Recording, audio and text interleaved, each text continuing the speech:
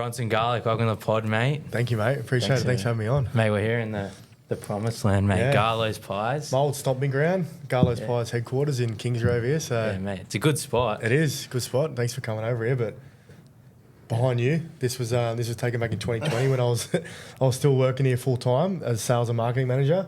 This is the whole family that works in the business. So yeah, pretty cool to be here and doing it here. Yeah, no, it's a good spot. Do you come out here much now? I try to get out here a couple of times a month, I'd say now at the moment, but Yeah. I'm going to be trying to be working maybe once a week or twice a week now that the season starts. We've got a fair bit of time off, so it'd be good to get back and get amongst it. Yeah, it's interesting that you say, like, I thought sort of pre-season was like, obviously I know pre-season's intense, but I thought you get, so you're in more days during pre-season. Because you obviously during the season you get a recovery day after, you get a day off during the week, and then usually in and around captain's run you get another day off. So unless it's a short turnaround, so during pre-season it's pretty full on. You train Saturdays and you pretty much get maybe a Wednesday and a Sunday off. So the days you do get off, you don't really want to be doing too much. You just want to be cruising. So well, thanks for coming in a day off. No, all good. How was pre-season? I know you're at the Bunnies this year. Bit of a transition from Melbourne, different spot. You're back at the Bunnies actually. You're my Sydney third stint back, so third time lucky hopefully. So, but it's been really good. I moving back to Sydney, obviously from here. I spent 4 years down in Melbourne. Didn't really want to put too much expectation on the training or anything like that coming back to South. But as soon as I got back, the standards were so high, it kind of felt similar to Melbourne. All the boys, all the leaders, I guess, drive those standards, and obviously Wayne at the helm there, he's driving a good ship there, and it's really really special to be coached by him and be under him, and just even these last couple of months just learning from him. I'm 30 now, so I've been around footy a little bit, but he's just got so much wisdom, and everything he says is just gold. So I really take that on. Mate, you got I feel like you hit the jackpot in terms of coaches, like from Bellamy to Wayne Bennett, mate. How do they sort of differ? I know they're both, you could argue both of them for being the best coach in the game right now. How do they sort of differ as coaches? I think they're really similar in ways. Like obviously Craig spent a lot of time under Wayne at the Broncos there, and for me, they both really simplify the game. They don't try and drown you with tactics or detail. It's more so playing to your strengths, and that's what I felt under Craig. Definitely, he gives you 2 or 3 things to work on at training or in the game, and if you go and do those 3 things, then you've done your job. Yeah. And I feel like Wayne is very very similar. Gives you a few things and doesn't overcomplicate anything. Just simplifies it all. And I feel like for footy players sometimes it's just about going in there with a clear head of what you want to do in a game, and I think if you can do that, they're really big on you do your job, you play well. So obviously Craig is very, I guess you could say he's emotional or very angry at times, the way he delivers messages, and Wayne is very calm, and the way he comes across is it's just a different demeanour to what Craig is. So both have their ways of doing it, and that's probably why they've been around for so long. So yeah, that's true. I feel like from some of the stories I've heard about Wayne Bennett and stuff, he seems like actually like a really funny guy in a way as well. Yeah. Like some of the, how was it? What was it like? Have you been coached by him before? Nah. Or not? So you weren't, when you were at Bunnies last time, he wasn't. Was he there or not? Not too sure, but I wasn't coached by him, definitely not. Yeah. So this is the first kind of interaction I've had this pre-season with him. So what was it like when you first met him? He's just got this aura about him. Like he's been in the game for 60 years or whatever, and he's regarded as the greatest coach of all time, which I believe he is.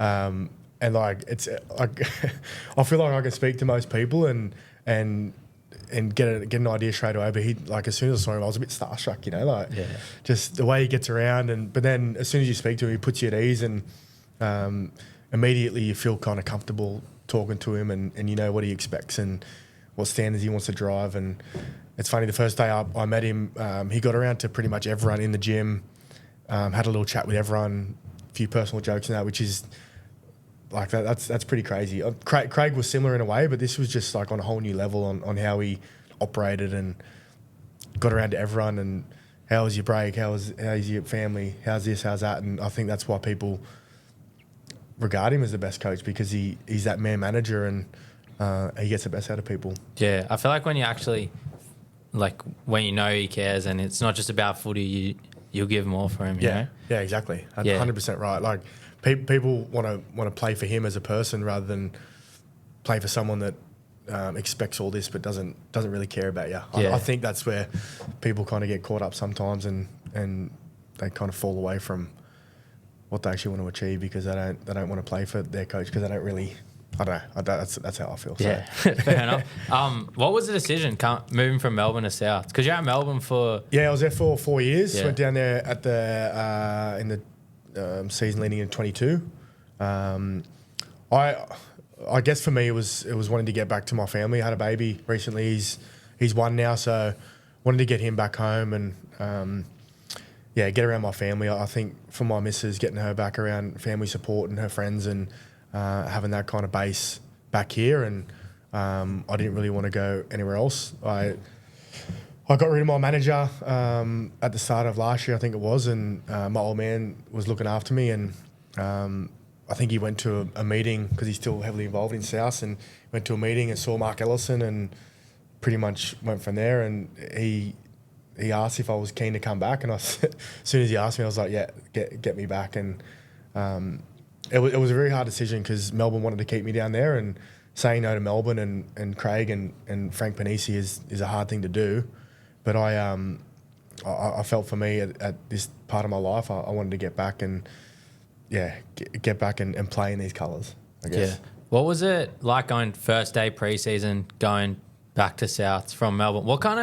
I always wonder, what's the turnaround like? Because obviously Melbourne made the grand final last year, so you're with Melbourne till October, and then pre-season starts in November, doesn't it? Yeah. So they gave me because the RPA now have rules on when you can actually transition back into training. So for guys that have done under 3 pre-seasons, I think they get 6 weeks, and then if you've done more than that, you get 9 weeks. So I was in the 9-week category. So my return date was going to be like December, and the boys were starting mid-November, and I was like, I can't be doing that. Like I need to. I'm going to a new club. Like, it's not like I'm a 200 gamer. I need to get there and show these boys that I want to be a part of it and want to start from the ground up and be working as long as they are. So I went back. I think it was something like the 24th. So I was a week later than what they actually started. So didn't have my full break, but I wanted to do that. I wanted to show them and show the boys, show the coaches that I was there to be a part of it. And I don't know if anyone else would like to do that, but I was like, I'm just gonna get stuck in. Yeah. Fair enough. What's the first day of pre-season like? Is it intense? Yeah, pretty intense. Usually it's like testing, a bit of a different test. The new head of performance, Jack Milligan at South, he's a legend of a bloke, and he was his first year, obviously this year, so the whole program was different to what they've done in the past, and the way he programmed the scheduling of training and how we kind of built the boys into it, and it was just I've never been a part of something like that. How he's done that. So it was really good for me. I had a few problems with my back past few years, and this year I felt like it's the best I've felt in 3-4 years. So I think that's down to what he's been doing with the program and the weights and everything around training. It's been outstanding for me. So I've loved it. Yeah, that's unreal. You didn't debut to 27. That's obviously, in terms of NRL debuts, that's pretty late. What kind of kept you going throughout all the years? Was there ever a point where you're like, fuck this, like, it's too hard? 100%. Like there was years like through the COVID years, if you weren't full time, you pretty much couldn't play. So 2020, I was back at South, did a pre-season there, not with NRL, but just part time, and then played 1 game of Cup, and then the comp got cancelled. So 2020 was just out of action. So I just kept training, and I remember my dad always just said to me, don't give up yourself. Like, don't sack yourself. Like, let someone else tell you that you're not good enough or to give it away. You know, like don't be that person that says to yourself, oh, I'm done here. So I always had that in my mind of I'll just keep going until I get a crack. And it wasn't until the following year, 2021, where I moved over to Newtown. Had a very good mate of mine, Zach Wolford, who was playing there. He goes, come over, like, great club. Greg Madison was the coach at the time, who's been there for years. He's like, mate, come over. You'll love it here. Let's have a crack. And I was like, this is going to be probably my last crack. So at that time, I was I was about 25. And I was like, this is my last crack, because I was working full time at Garlo's Pies, and it was a decision that you kind of had to make at that point in your career, whether or not you keep playing part time footy and get paid fuck all, or you go down the path of getting back into work, you know. And I had a very good season. I was actually top try scorer in the first part of the season, and then at Newtown, and then the comp got cancelled again. And then got a call from Melbourne saying that they were interested. So it all happened pretty fast. Moved down to Melbourne at the end of 21. And, yeah, the rest is kind of history. So yeah, do you know why Melbourne sort of... Because they have, like, especially, obviously, Bellamy and just Melbourne as a whole have a really good way of... I feel like they're not going after the number one superstar, like, in the NRL. They have a good way of finding things they want and then... shaping. You're right. I think if you've ever seen the movie Moneyball, where they kind of pick up different parts of people's games and what they see fit into their club, I think that's what Melbourne do.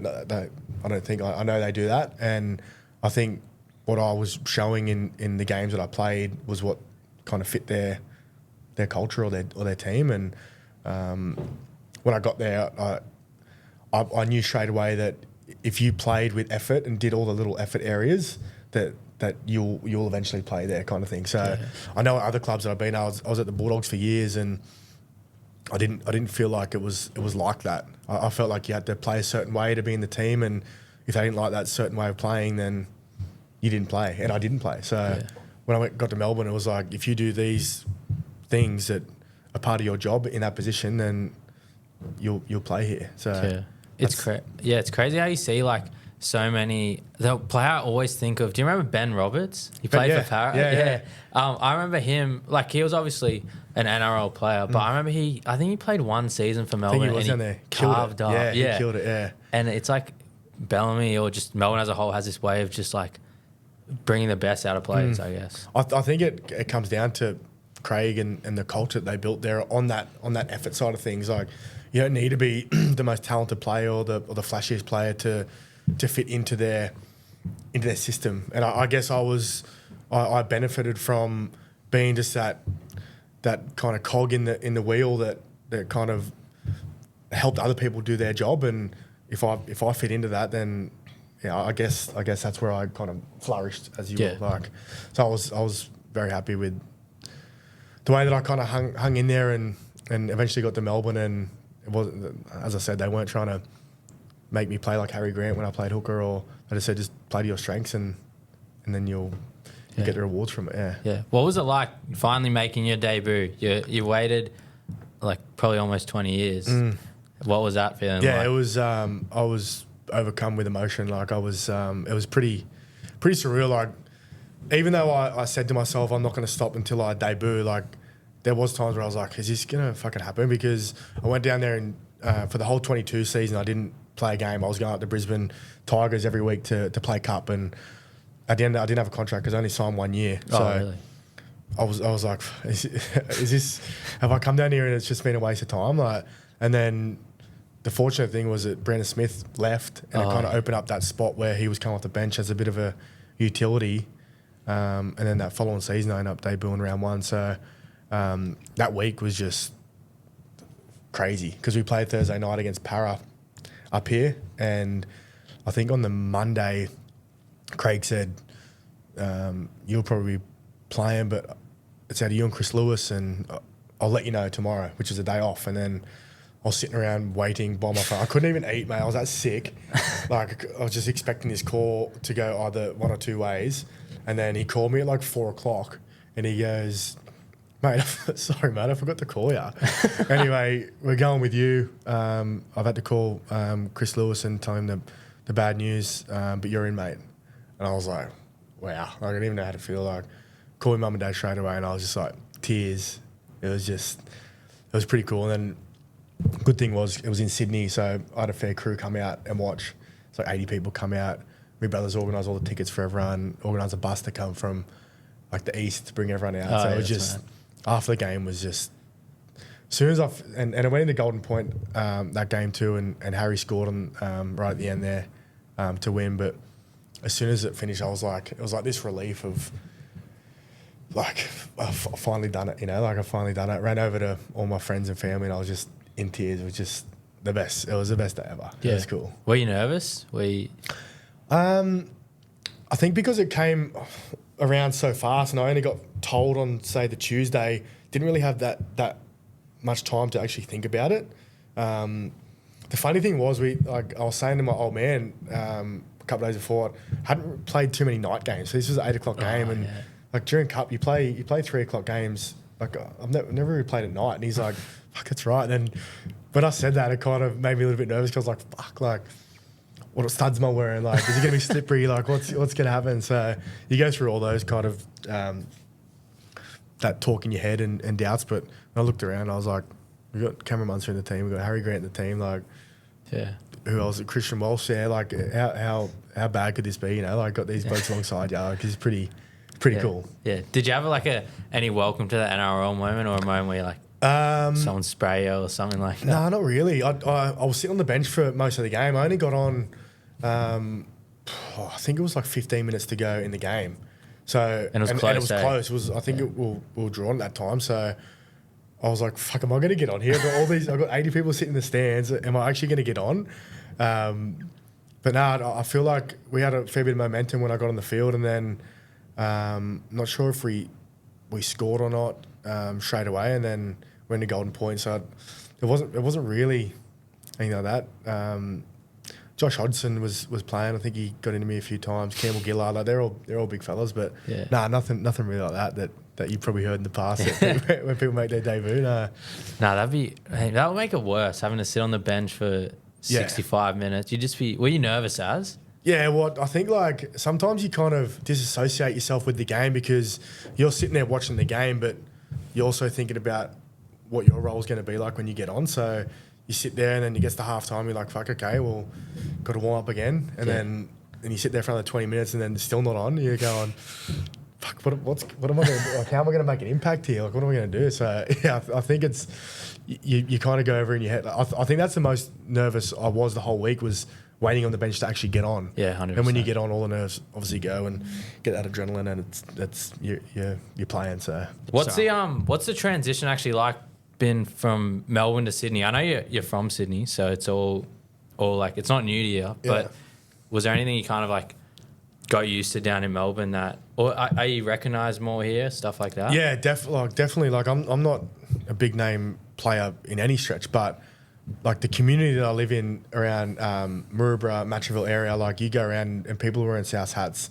They're wearing their full South kit. Like you don't get that in Melbourne at all. It's pretty cool to actually see. Like I was a South fan, diehard South fan growing up, watching my dad play in that, and that was me getting around in that kit. So it's cool to see kids in that getting around in their South jersey and their hat and stuff like that. And people obviously do recognise you a bit more because it's the main sport in Sydney compared to it being down in Melbourne AFL. So for me, I actually quite like going around and getting down at Woolies and you bump into people that you know and people wearing South jerseys and stuff like that. And it's I don't know, it makes it a bit more special, I think. Yeah, it's fun. I actually watched that YouTube you did with Melbourne where you went around and asked about Origin the other day. And they're like, mate, "I don't care." People did not have a clue what was going on. It was like, it was almost rude, the feedback I was getting for even asking about NRL, like, hey, you walk down the street, you get harassed if you were doing that, you know? So, that's pretty special. I felt like, obviously my missus and my little fella, we moved back and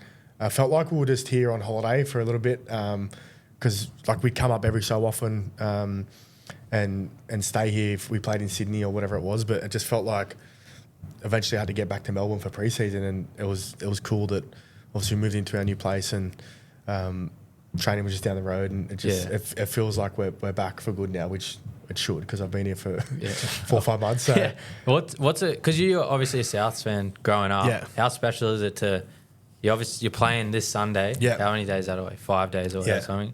How keen are you to chuck on that red and green, mate? It's a bit surreal. Like I haven't really wanted to think about it too much because I'm focusing just on getting through the week and playing. But I think for my family, especially my dad, to have captained the club and played so many years there, and for me to be making my club debut for South and wearing the number 9 that's something I dreamt about as a kid. Like it's thinking about it now, it's crazy thinking back that all I thought about when I was a kid growing up was wanting to play for South. I was a ball boy at South. Yeah. Played 20s at South.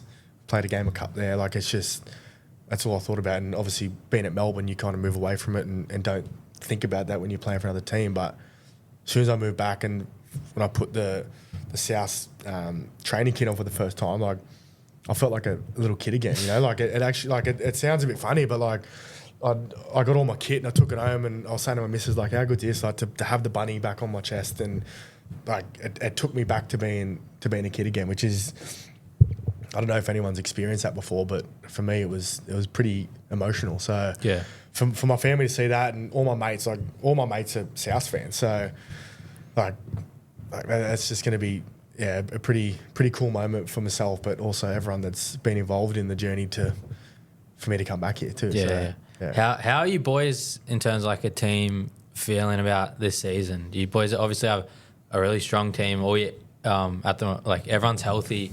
Got some gun players in there, including yourself, mate. Obviously. Thanks, mate. How are you boys feeling about 2026? Yeah, I guess like, and Wayne's been really good on this, like not thinking too far ahead and wanting to get too carried away with how he went in the trials or anything like that. So it's more so just the confidence in this week and what we've done in the lead up to this week. So I think there's just a really good vibe around the club. There's boys are getting in, chirpy, laughing. Like I felt that when I was at Melbourne, you know, and obviously been in a few successful teams there, and I feel like this is just as good as those feelings I was getting when I was there. So no one talks about it, but you can tell on the way people roll into training and get on the field and do that. This time last year, there was probably 4 or 5 blokes injured coming into round 1 for the boys. So I think everyone's fit and healthy and ready to go, and that brings a lot of confidence to the boys as well. So nothing really needs to be said, but you can tell on the way people are carrying themselves. There's a good feel. Yeah. Is it like right now you boys just like stinging to get out there? Yeah. I think last week it was more so like getting the first hit out for most of the boys in the trial at Mudgee. And this week it's like, okay, it's proper game time this week. So you roll into the week of prep that you usually do leading into a game, and it was a little bit different last week because we're still kind of training like it was pre-season, but this is proper game prep week, and like we'll roll into the next couple of days and it's our big day, and then captain's run, and that's where you start to get excited, you know, like you feel like you're getting closer to the first game. So I'm looking forward to it. It's going to be big occasion up there against Dolphins. Wayne's obviously ex-club, so it's going to be cool. I just want to ask you as well. I just love asking all the boys this, but you obviously did the infamous IDQ camp down in Melbourne. How was that, mate? Yeah, it was tough. It was the toughest thing I've done. Had a false start the years before. I was getting ready to do it, and I was saying to you off camera that I was living with Jonah and Jack Howarth, and they got COVID, so I couldn't go and do it. But yeah, the second year I felt like I had a year to prep myself for the IDQ. I feel like that's worse. Yeah. But in a sense, I was more ready for it the year after, I think. But all the boys kind of G you up about it and make it seem worse than what it actually is. But I feel like, it's tough, and it was the toughest thing I've done. But so many teams do army camps now, and everyone's doing the same sort of stuff. You know, like they fuck you mentally, they fuck you physically, and then you're just depleted, and then they make you do tasks on the back of that. And this was pretty insane what they make you do. Like there was one night we did. I don't know if Jonah was telling you about it when you spoke to him, but he you get to this kind of camp base, and then you do this silent walk, which felt like 5-6 hours, and you're not allowed to talk to anyone. You keep walking until they pretty much tell you to stop, and it's probably like a 2 to 3K loop. Boys are getting chafe, can't say anything, can't talk to anyone. You're in the pitch black. You're walking through this pretty much jungle, and then you finish up, and then they go, all right, boys, get in the line, take you off, drop you off, and you got to stand guard in a spot in the bush overnight. Yeah. So I don't know what time it was when they drop you off, but they pick you back up at sunrise. Sorry. And I'm hallucinating. Like you're standing there with this metal bar, thinking you're you're guarding something and you're drifting off. You're thinking there's clowns. You think there's all this shit that's going on, and it's funny because I say whatever you do, don't go to sleep, and it's I didn't go to sleep. There was a few boys that did, so they pick you up in the morning and you get back in the line and you keep walking along. And Nick Meaney actually was one of the boys that fell asleep, and he not only did he fall asleep, but he tucked himself into his sleeping bag and was asleep on the bag. And I was like, mate, what do you like? If you just fell onto the floor and fell asleep, fair enough, but don't actually tuck yourself in. Yeah, it looks too calculated. Yeah, exactly. Yeah. And I was like, come on, mate, how weak are you? So he copped it. He copped it a fair bit from the boys, and then they have to do a punishment.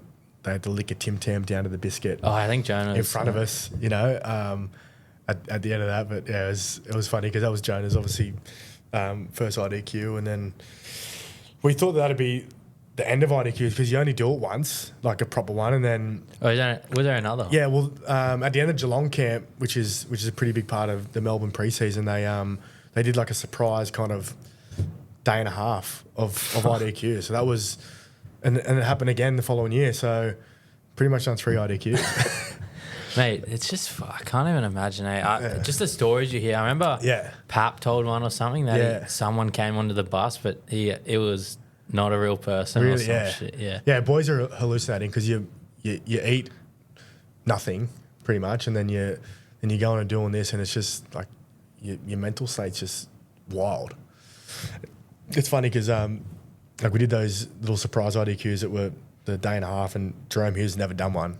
And he claims now he's done one because he got those, but it doesn't count. No, it doesn't count. And I think he was injured this preseason too, so he didn't do it again. But I think it's more so for Craig to, and he does say that it's for him to see what you're actually like under pressure in a short period of time before he actually gets to know how you are as a person. So in that time, he knows in 2 or 3 days that if you're mentally strong, I guess. So I think that's a way for him to kind of understand his players. Yeah, it's pretty, I guess so straightforward, there's no fucking around. It's just you're either going to do it or you're not when you're in those camps. Yeah, exactly. Yeah. Now, another thing Melbourne do is the work program, which I don't think I've done in a few years. And I found it okay because when I was at 20s and I was even part-time, I was working full-time and doing gym in the morning and field in the afternoon, like most people have done. I think it's harder on the boys that come straight out of school that have never worked. Like the 18-year-olds. Yeah, 18-year-old. Like Jonah was. He struggled. He struggled hard because we were working at the race course doing kind of handyman bits here and there, and I was driving him and Jack Howarth out to Werribee, which is about an hour away. Yeah. And he just fell asleep in the back of the car the whole time when I was driving. So he was rattled. But I guess it gives you good appreciation for people who are doing those jobs day to day. Well, that's exactly why they do it. Like Tarek Sims had to do a work program, and he's almost 45, and he obviously would have worked and played when he was first starting, and there's no need for him to do that, but it just gives appreciation for if you weren't playing footy and getting paid what you get paid, then you'd be digging holes or labouring, Yeah, 100%. That's another good thing that they do. I think it builds that culture, and boys know to expect that when they get there.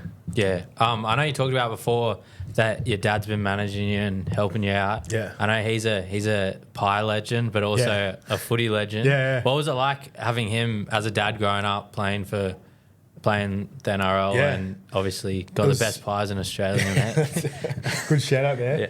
No, it was obviously really special. He finished up, his last year was 99, so I was I 4 when he finished up, but I remember his last year, it was pretty special, going in the sheds with him and being amongst the guys. I think when I look back on it, I think that was the thing that made me fall in love with footy. I was a footy fanatic. I loved it so much, and I think obviously watching him and being around footy, and then he transitioned into footy manager at South when they got back into the comp in 01 or 02, whatever it was, and then being around it as a little bit older kid, and then it was awesome. And then obviously now managing me as a player, he's just got that much advice about obviously not so much footy, but how to do stuff away from footy and how to get your mind right and and what to think about going into a game. And obviously he's been there and done that. So that's really important for me to have him there with that. And if he wasn't managing me, it'd still be the same. But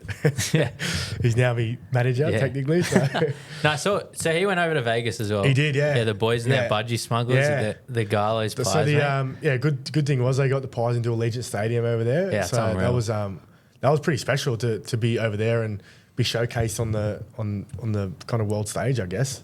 And both my brothers got their rigs out with their budgie smugglers, and got a fair bit of coverage back here in Australia. And over the US, they did a few live crosses to them stand there in their budgie smugglers too. So I guess all it takes sometimes is for one person over there in a executive position to see the pies or like the pies, and like we could be in Walmart or something like that. So that's the obvious kind of plan for what we want to do is export over to the US because it's such a big market over there. Do they have pies in America? They do. They call them pot pies over there. And they do have Pie Face, which was, they've gone kind of away from retail stores, but they had a fair few stores over in New York.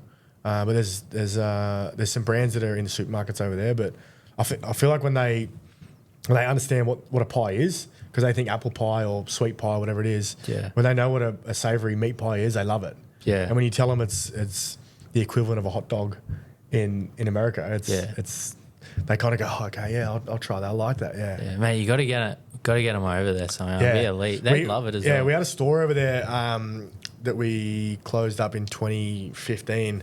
My uncle Nathan, where is he? There in the red shirt. Oh, yeah. He was the brains behind the pies, in the beginning, and he was making pies by hand over in the store over in LA, and it was killing it.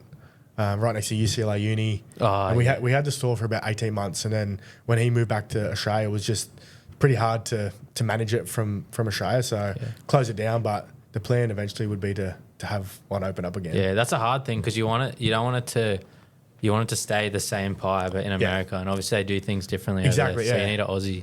Yeah, 100%. So the plan would be just to be able to get pies over there like we do here, and we send pies out to Coles and Woolies and just get them to heat it up in a store that we would want to open. So that's down the track. Might even move over to LA and run it for a bit. The big smoke, Hollywood, mate. Get Garlo's pies in Hollywood. 100%. That'd be unreal. Just to sort of finish this off, last 10 minutes. Just got sort of 10 quick fire questions that get your brain going, mate. Number one, hardest play you've ever had to tackle? Being outside back. Tedesco's pretty tough to tackle. He's just strong and fast, and he's zipping around there. Yeah, he just breaks so many tackles, He'd be up there. Yeah. I think if you nailed it down to that, most people would say that, I reckon. Yeah. How's it gone tackling Latrell at training and that? Is he? He's one of those guys you actually don't want to really get near because he'll just fend you off, and you want to kind of. It's good that I'm actually not defending out there in the centres because he makes blokes look like fools. Yeah, I feel like he's a big guy, but he's a back. Yeah. He can make the forwards look. Mate, he's that strong in the gym. It's ridiculous. And you realise why he breaks so many tackles and makes blokes look like little kids because he's that strong. Yeah. He's gonna have a big year, mate. I know. He looks fit as well. Yeah. I'm glad I don't have to tackle him anymore. Yeah, mate. He looks tough to tackle, and when he tackles you, he's not afraid to hit you either. Oh yeah. I remember in Origin a couple of years ago, he just picked up Reece Walsh by the back of the shirt, and just tossed him on the ground. Yeah. Mate, when you're that big and strong, you do what you want. Yeah. He does that, so it's funny. Mate, when he's playing, because I'm a Para fan. Yeah. When he's playing Para, I'm like, fuck, I don't want them to get near him. When he's playing for New South Wales, I'm like, I fucking love this bloke. Second biggest spray you ever copped? Probably from Craig early on. Down in Melbourne, they're big on inside shoulder, which is a defensive movement. You don't want blokes going in through the middle of you. And I was doing it a fair bit at training, and he pretty much said in front of the team, if you fucking do this again, you're going to be nowhere, mate. So I shit myself. I was like, fuck, all right. And I don't think I took one for the rest of the preseason. So that's that was definitely up there. Yeah, it's funny. Jimmy Maloney said the same thing because he was at Melbourne at the start of his career, which is that long ago. Yeah, it's the same. He said, I asked him what his biggest spray was, and he's like, probably Craig Bellamy for my inside shoulder. Yeah. That's something he drives, So That's one of his pet peeves, I think. Yeah. Hardest trainer you've ever seen? Josh King. Josh King. Yeah, big Kingy. man. He's like obviously not the fittest bloke ever, but like he'll be there in wrestle. He'll be there in the fitness. Like he's keeping up with everyone. And he doesn't take a backward step. He's a hard man. Far out. Yeah, wouldn't want to come up against that. Who's winning in a game of footy? 13 Bronson Garlicks or 13 Sean Garlicks? I think I've got a bit more pace than me, old man. So just run around. If you had a Sean Garlick at fullback, I don't know if he's doing too much out there, but through the middle, he'd probably have it over me. But I reckon on the edges, I'd probably get him for a bit of speed. Yeah. So, mate, surely AI can sort that out somehow. You're able to get something going. One thing fans don't see in the life of a footy player. I reckon it's the hard work that goes on behind the scenes. Like obviously, you see the boys play on the weekend and what they go through on TV, but the amount of work that blokes put in behind the scenes to get their bodies right week in, week out for NRL season is just ridiculous. Blokes getting needles to play, blokes getting painkillers before the games, even sometimes before sessions to be able to get through a session. No one sees that, and I think don't get me wrong, it's the best job in the world, and definitely prefer to be playing footy than to be digging holes, but that's definitely one thing that I think no one sees is the amount of shit that goes on behind the scenes. Each player, I guess. Describe Wayne Bennett in one word. I'll say aura because it just encapsulates a few different things. Yeah, fair enough. He's just got that about him. Yeah, he's just like, even in press conference and that, if he doesn't want to answer a question, he won't answer. It's just funny as. No, he's the best. Most underrated player you've ever played with?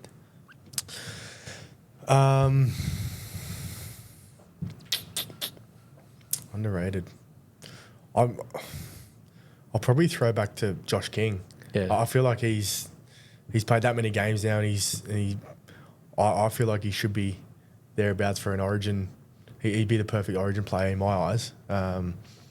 I hate to use the same bloke twice, but I reckon that's definitely one of the most underrated. There's a fair few boys that obviously you see in those systems, even at Penrith and now the Dogs, like some of those guys that like just do the work and get no accolades, but when you go into the team meeting, they're the ones that are getting all the positive talk about him. Like they're doing the kick pressures and the kick chase and the try saving tackles and stuff like that. No one really sees that, Yeah. So he's definitely the one that I played with there. How old is he? He's 30. Oh yeah, so he looks like he's 44, but he's 30. No, he's still got a few years left in the tank. Yeah, 100%. Worst nickname you've ever heard?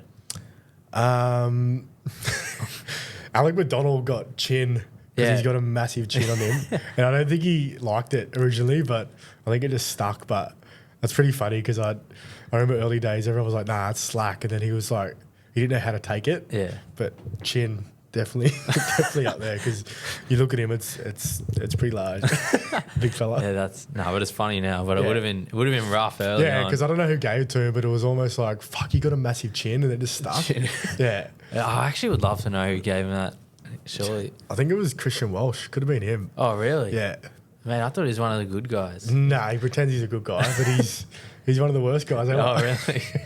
I still remember that video of that when he slapped Cooper Johns in the face with that eye, but then Cooper Johns made the one when he got medically retired. Yeah. Bro, that was so funny. He acts like this really nice guy on the outside, but on the inside he's just he's a real fuckwit. Nah, that's funny. Yes. Funniest superstition you've ever seen? Funniest superstition, or just worst superstition? Like something just like, this is so dumb. I reckon most blokes would say me for what I used to think was a superstition of having, I still do it to a degree, but I don't think it's a superstition, but I'd have salt vinegar chips and plain milk the night before a game. Really? Yeah, which is a pretty weird combo. I had some sort of thing that I thought it would help me stay hydrated with the salt in the salt vinegar chips, and I love milk. So do you still do it? I still do it here and there, but not as much as I used to be like religious. I used to do it before every game, and blokes would be like, "What are you doing?" Every time they see me do it, "What are you doing, mate?" And kind of stuck for a bit there. Yeah, that's. Are you gonna Saturday night? Are you gonna do it? I'm gonna have to. I think. you Yeah. gotta. Biggest pest you've played with? Well, Cody Walker is a massive pest. He'd be definitely up there.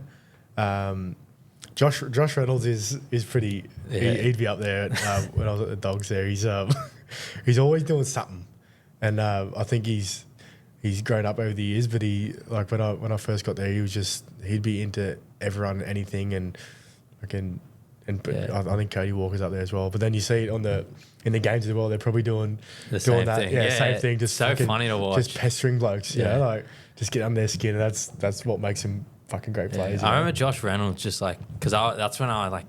Obviously, I still love footy, but when you're like 10, 11, you're like obsessed with it. Yeah. And that was when he was in his prime. And it was just so funny to watch some of the stuff he'd do. I can't even think of off the top of my head what he did. But he's just got some stories of what he used to say to blokes in games and shit. It's like, what?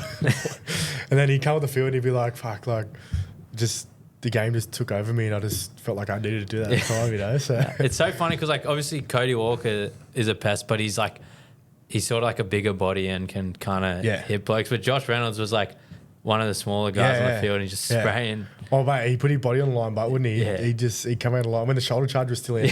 I think he's got, he showed me some footage of, I think it was his debut game at, maybe he played at Canberra or something like that. And he'd come out when his first tackles was a shoulder charge, like a running shoulder charge like this, and he'd jump in the air. It's like, how are you doing that, mate? Set the tone, I guess. Yeah. And then just to finish us off, do you have like your 3 GOATs? They don't have to be the actual statistically the greatest players ever, but just 3 people you kind of look up to as footy players. Yeah, I always loved watching Cameron Smith, even as a non-Melbourne fan. Like, I did play a fair bit of hooker back in the day, but he was definitely like up there with. I hated him when we played when New South Wales played Queensland, but same. I just like he was amazing. Sam Burgess, when he came to South, like obviously that was in 2010, I think it was, and that was my prime kind of era of loving footy. Like I was about 15 when he first come, and like what he did for the club, but like the way he played was just he's one player I would love to have played with. Yeah, have you met him? Yeah. He's real close with our family, and he's a great man. But yeah, he's just one bloke I would love to have played with, and he gets bloke on his back and he just takes him with him, you know. Yeah. He's definitely number 2. Number 3. Who would I say? Used to love Greg Bird and those fellas in their prime playing for Origin. You know, like he was just a weapon. You know, you just go out there and every time Origin would come around, you go, Greg Bird's gonna do something now. Like I'd say he'd be up there. Like through that era of him playing was just like for me, it was my peak era of watching footy. And every time he played, I was like, this guy's gonna do something mad here. You know, I remember that like 2014 series because I'd never seen. Because New South Wales hadn't won since 2006. Yeah. And I was born 2004, so I'd never seen them win a State of Origin pretty much. Yeah. And just that, and like it was Greg Bird, like the Morris boys. Yeah, Watmo, like just those fellas who just go out and just like Paul Gallen when he was and just his put first play. Yeah, just like go hard through the middle, you know. I remember the first game I ever went to, first Origin game was when Paul Gallen and Nate Miles got in that was punch it up. really? Yeah. It was that would unreal. have been a great introduction to Origin watching it live, eh? So good. Yeah, that's mad. But yeah, Bronson, thanks for coming on, mate. No worries, mate. You're thanks for having me. Fucking legend. It's Thanks, been a brother. great chat. Good luck Appreciate on it. the weekend. Cheers, mate. Thank you. Appreciate it, bro. Thank you.